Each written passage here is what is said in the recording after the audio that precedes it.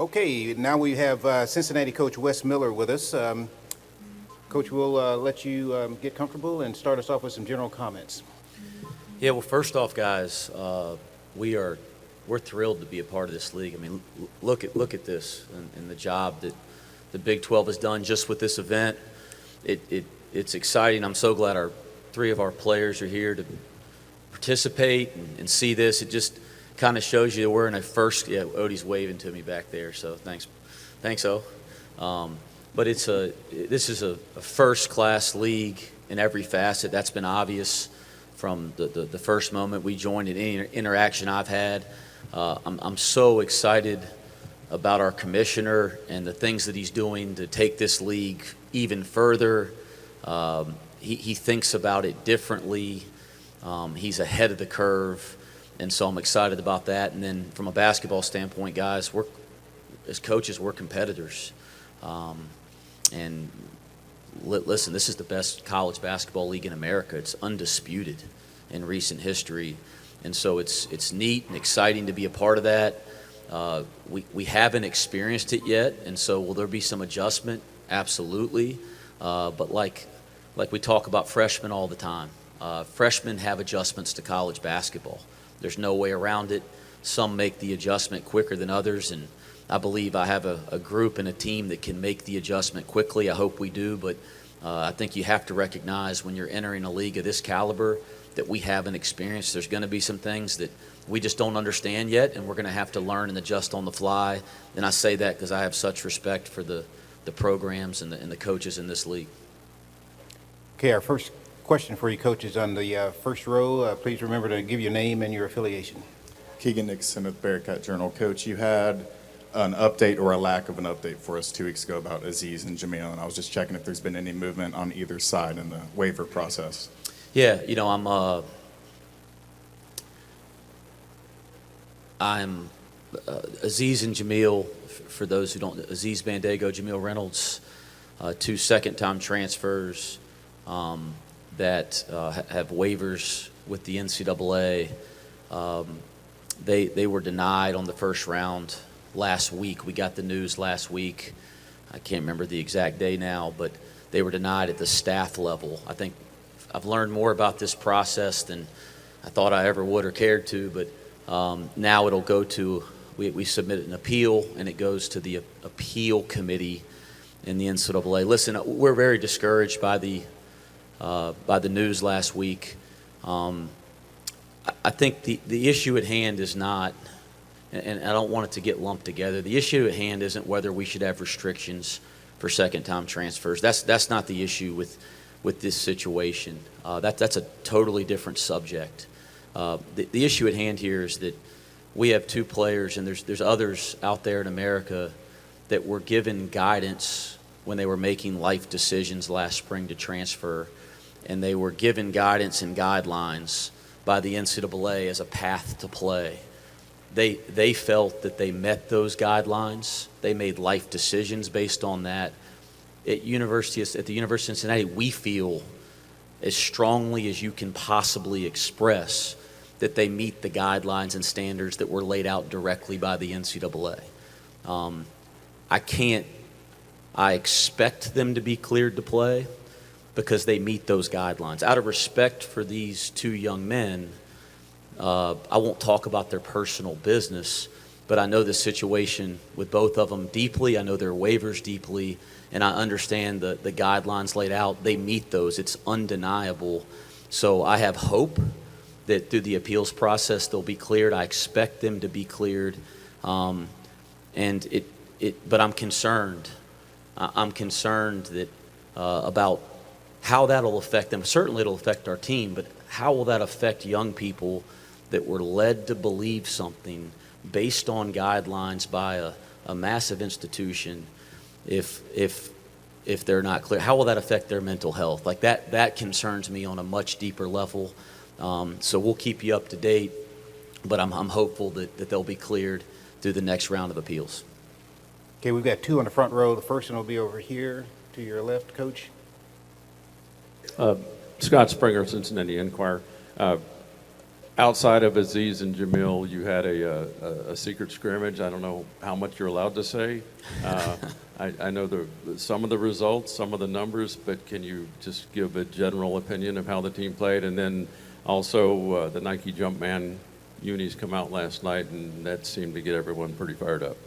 Scott, you called it a secret scrimmage and then asked a question about it. I mean, Well, they're not so secret if you haven't heard it. no, I really believe, and I was talking to Mike Boynton about this earlier, like being able to get out and play against another opponent really early in the preseason. I believe that's best for our program because it just allows us to address some things that you just don't get to see when you're playing against yourselves every day in practice, and it gives us a little bit more time to deal with some of those things that we learn. I'm not going to talk in detail because that's the agreement that I had with the other program that we scrimmaged. But there's some things that were really exciting. Obviously, Jamil and Aziz couldn't play, which was discouraging. But there were some things that were really exciting that we were able to see that give us hope, not just myself, but our staff, our players. I think we all feel we can be a really good basketball team. And then there's some things that we need to address right away. But the cool thing was it wasn't the type of stuff that you can't fix. It's the stuff you have control over. And a lot of it was the stuff we spend time practicing on, the details and the focus stuff that you practice every day. So I do think it was successful in terms of what we were trying to get out of it. The going back to Jordan Brand at Cincinnati, it's special to me. It's special to our fans. It's special to our players.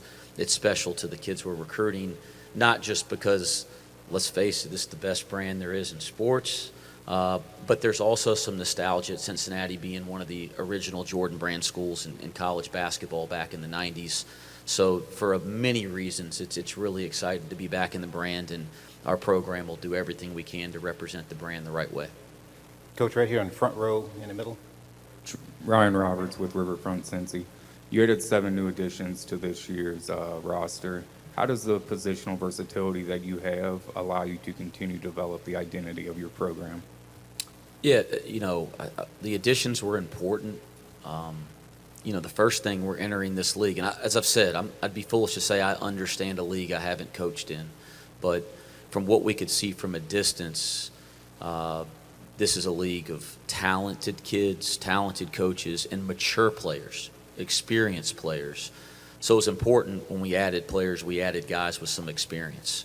And you look at Simas Lukosius, in the couple years he played in the Big East, he's played in some big-time environments and big-time games. C.J. Frederick, maybe more than anybody for NCAA tournament teams, and he's been a part of great teams at Iowa and Kentucky. So we wanted to add some experience. Aziz and Jamil both have played a ton of college basketball.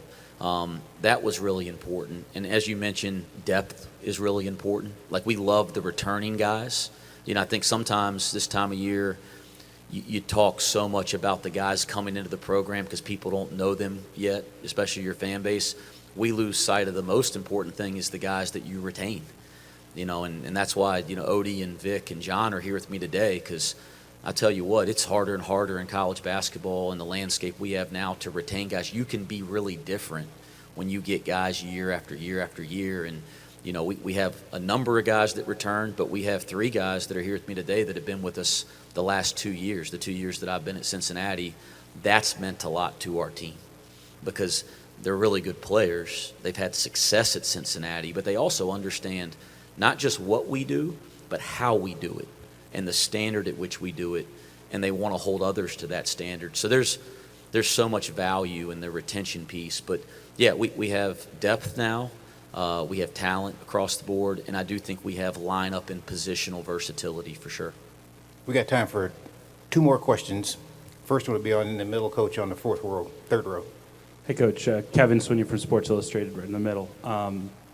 You mentioned in your opening statement that you felt like Commissioner Yormark was thinking about things differently and helping continue to build the Big 12 brand. I'm curious, from your perspective as a coach, what you're looking for from a conference to help, lead the way and keep the Big 12 as the premier college basketball conference in America.